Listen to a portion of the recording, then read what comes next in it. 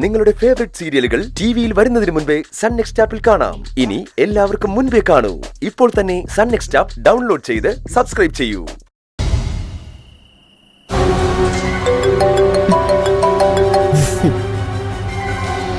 Mummy മോളെ super. അവന് കൊടുക്കേണ്ട രീതി തന്നെ നീ കൊടുത്തു. ടിവിയില് ന്യൂസ് കണ്ടപ്പോ തുടങ്ങിയ സന്തോഷ.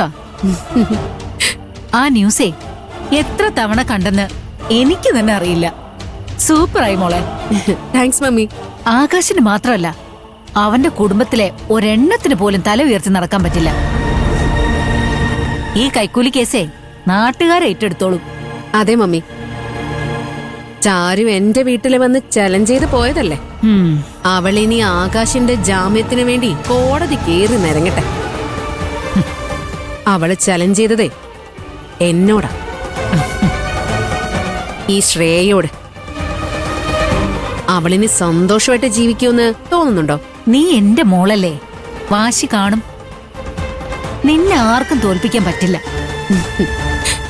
മോളെ നീ സൂക്ഷിക്കണം. എന്താ മമ്മി അങ്ങനെ പറഞ്ഞത്? ആകാശിന്റെ കുടുംബം സാധാരണ കുടുംബമല്ല. കേസിയെ നൂരി പോരാൻ ചിലപ്പോ എന്തും ചെയ്തൂന്നിരിക്കും. നീ വിട്ടുകൊടുക്കരുത്. അവരെന്ത് ചെയ്താലും ഈ കേസിൽ നൂരിപ്പോരാൻ പറ്റില്ല.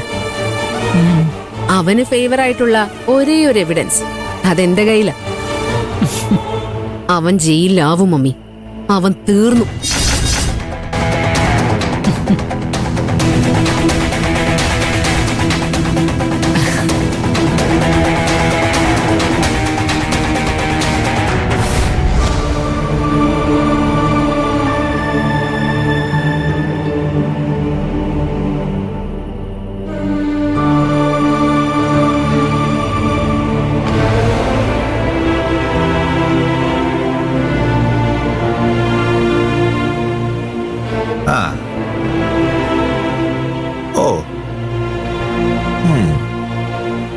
എന്താണ് ഇവിടെ ഒരു ശ്മശാന മൂകത?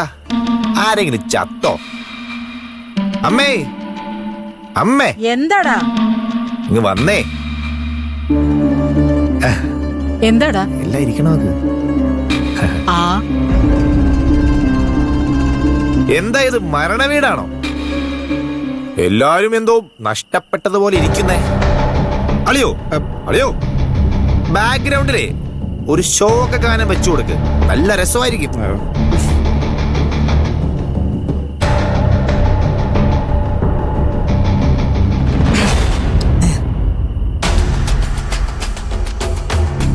അമ്മേ, ഓ 1.5 മാസം ഞാനിവിടെ ഉണ്ടായിരുന്നില്ലല്ലോ.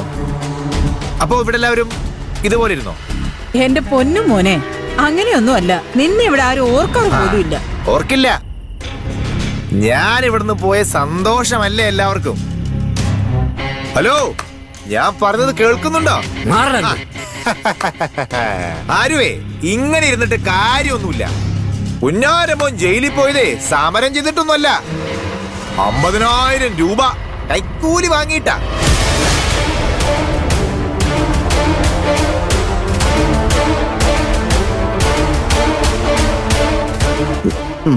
കൈക്കൂലിക്കാരൻ കള്ളനെ ഓർത്തിങ്ങനെ വിഷമിച്ചിരിക്കുന്ന കണ്ടാലേ നാട്ടുകാര് ചിരിക്കും.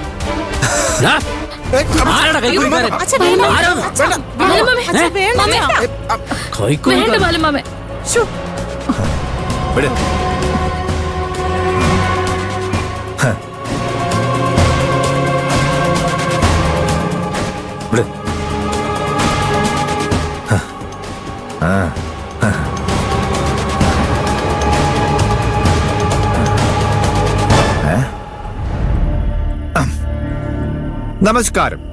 പ്രധാന വാർത്തകൾ.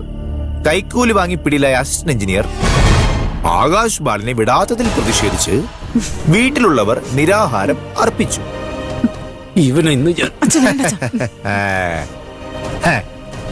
ഭാവി വൈസ് പ്രസിഡന്റ് അളിയാ, ഞാൻ പറഞ്ഞ കാര്യങ്ങള് ഫ്ലെക്സ് അടിച്ച് വീടിന്റെ മുറ്റത്തുകൊണ്ട് വെച്ചാലേ വരുന്നവരും പോകുന്നവരെല്ലാം കാറി തുപ്പും.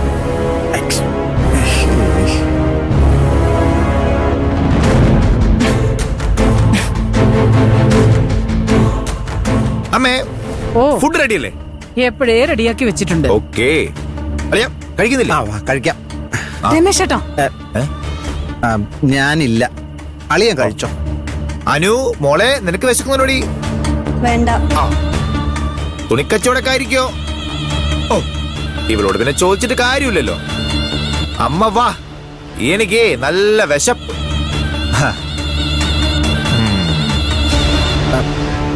അളിയാ നല്ല മീൻകറി ഉണ്ട്, വാ. ഓ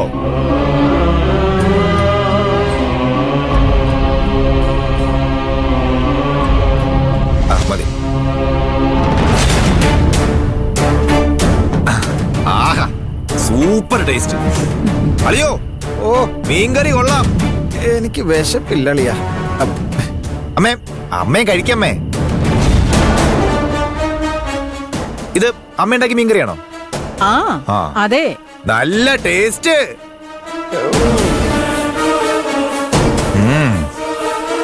അളിയോ വായോ, മീൻകറി കൂടി കഴിക്കാം. സമ്മതിക്കൂല, ആ, അല്ലെങ്കിൽ വേണ്ട.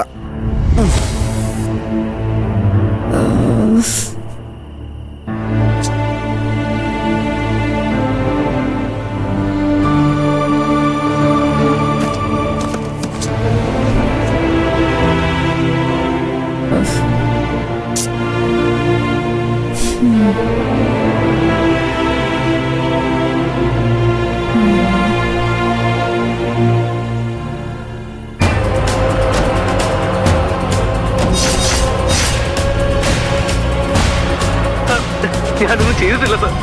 ഞാനൊന്ന് പറയട്ടെ സർ.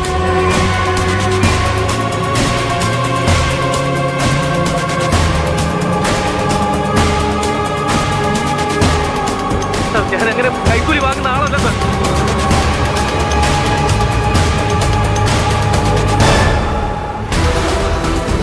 ഹലോ, എന്താ ചേച്ചി ഇത്? ഇപ്പഴാ ഞാൻ ന്യൂസ് കണ്ടത്. അക്കുച്ചേട്ടനെ പറ്റി എന്തൊക്കെയാ ഇവരീ പറയുന്നേ? അറിയില്ല മോളെ, അക്കുച്ചേട്ടൻ ചെയ്തല്ല ഇതൊന്നും. ചതിയാ. ആരോ മനപ്പൂർവ്വം അക്കുച്ചേട്ടനെ കുടുക്കിയതാ. ഇത് സംഭവിച്ചപ്പോ ഞാൻ അവിടെ ഉണ്ടായിരുന്നു. ആരായാലും അക്കുച്ചേട്ടനോട് എന്തിനാ ഇങ്ങനെയൊക്കെ ചെയ്തേ? ആർക്കാ ഇപ്പൊ അക്കുച്ചേട്ടനോട് ഇത്ര ദേഷ്യം? ഇനി നമ്മളിപ്പോ എന്താ ചെയ്യാ ചേച്ചി? എനിക്കറിയില്ല കല്ലുമോളെ. അക്കുച്ചേട്ടൻ ഈ പ്രശ്നത്തിൽ നിന്ന് ഇങ്ങനെ പുറത്തു കൊണ്ടിരുന്ന് ആലോചിച്ച് മനസ്സ് തകർന്നിരിക്കാൻ ഞാൻ. ബാലമാമൻ വക്കീലായിട്ട് സംസാരിച്ചിട്ടുണ്ട്. ആകെ അതാ ഒരു പ്രതീക്ഷ. അക്കുച്ചേട്ടന് ഒരു പ്രശ്നമില്ലാതെ പുറത്തു വരും ചേച്ചി. അക്കുച്ചേട്ടന് ചേച്ചിയുടെ നല്ല മനസ്സാ.